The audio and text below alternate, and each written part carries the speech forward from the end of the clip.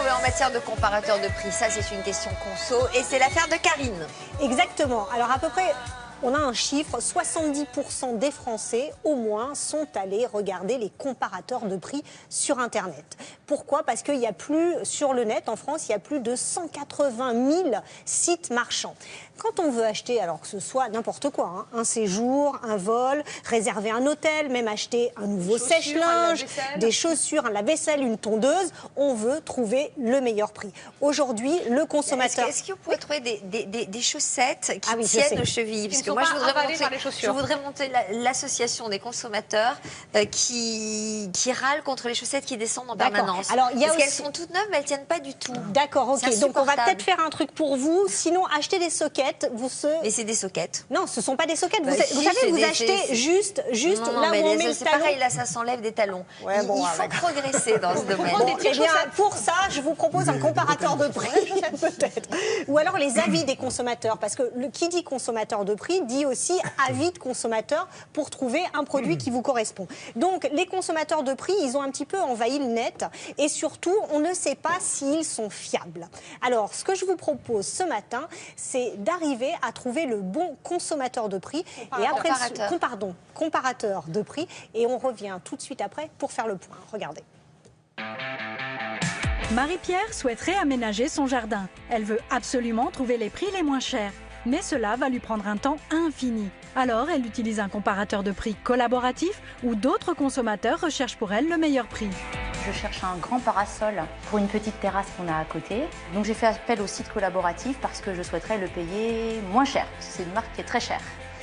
Donc j'ai posté ma demande et actuellement des personnes cherchent pour moi sur le site. Et une fois que j'ai une réponse qui est susceptible de m'intéresser avec un prix qui correspond à ce que je veux, je clique sur plus de détails et là effectivement ça va récompenser la personne qui a trouvé le meilleur prix, enfin en tout cas que je considère moi comme le meilleur prix ou comme le prix que je cherche.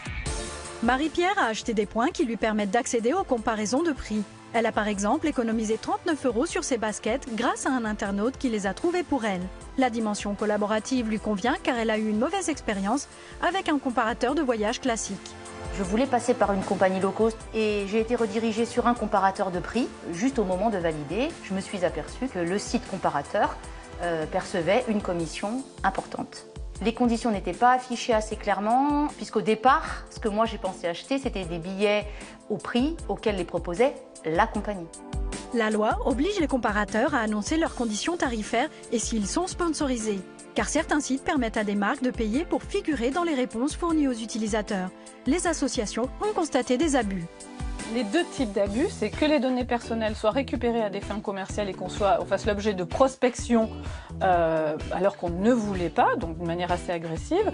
On a même des consommateurs aussi qui se sont retrouvés engagés sur la prestation de service qu'ils voulaient juste comparer alors qu'ils n'avaient pas l'intention de contracter tout de suite.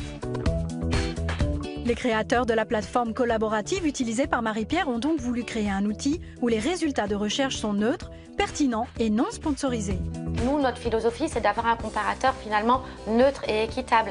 Aujourd'hui, il y a plus de 180 000 sites e-commerce et les comparateurs comparent en général entre les plus gros acteurs du marché. Et on s'est aperçu qu'en mutualisant les connaissances de chacun et en se partageant les bonnes adresses, on peut avoir des résultats plus pertinents.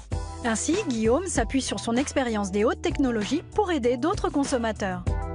Au départ, je pensais le faire pour gagner, pourquoi pas, un peu d'argent, un revenu complémentaire. Et puis très vite, j'y ai pris tellement goût que c'est un plaisir de pouvoir finalement aider les internautes qui sont à la recherche des meilleurs tarifs. C'est cet échange collaboratif, participatif qui m'a beaucoup plu, qu'on ne trouve pas ailleurs. Alors, comment fait-on pour ne pas se faire avoir en matière de comparateur de prix?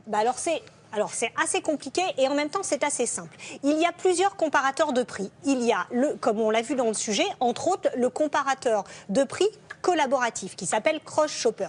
Qu'est-ce que ça veut dire collaboratif? C'est-à-dire, ils n'ont pas de publicité, ils n'ont pas de partenariat avec les marques, ils n'ont pas de sponsor. Et collaboratif, c'est vous, c'est moi, en tant que consommateur, qui allons, pour une personne, chercher le meilleur prix. Vous voulez un lave-vaisselle. Vous rentrez sur le site en disant moi je veux un lave-vaisselle de telle marque à tel prix.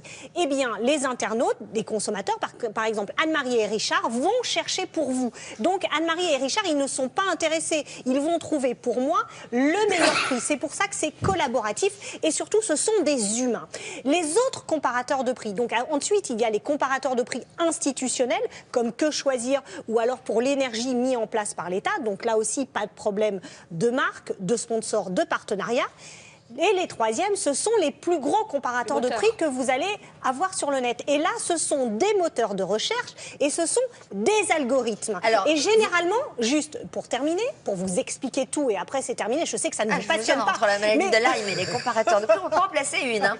Non, juste ce que je veux dire, pour la majorité des comparateurs de prix, pour être sûr que les marques n'achètent pas ces comparateurs de prix et que ce sont de vrais comparateurs de prix, il faut que vous alliez en tout petit sur les mentions légales. Et là, depuis 2016, depuis cette loi, à l'intérieur des mentions légales, vous allez pouvoir voir s'ils sont partenaires avec des marques ou s'ils sont financés par des annonceurs. Parce que là est la plus grosse arnaque pour le consommateur. Toutes nos informations sur notre site internet www.france2.fr. Vous voyez à quel point ils sont convaincus par leurs chroniques, les uns et les autres. Ils se battent, ils les défendent. Mais nous avons une très bonne invitée.